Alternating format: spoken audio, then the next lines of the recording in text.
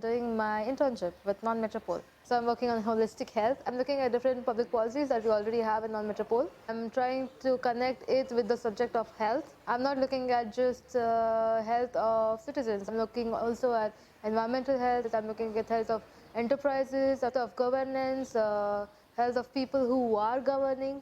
So how all these different elements are playing a huge part of defining what is health for a city.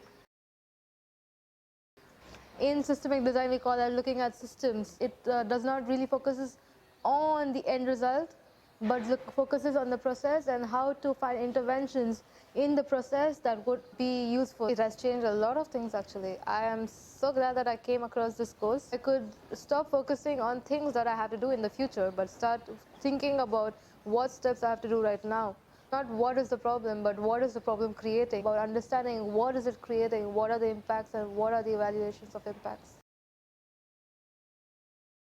I was able to collaborate with HTW Berlin and also Oslo Met on a platform. It is European Systemic Design Lab, which is under construction. So basically what we are trying to do is we are trying to make our collaboration stronger to work on systemic design. And we are trying to create a common platform, not only the resources of theory and methodologies, but we are also looking at active participation from companies and structures.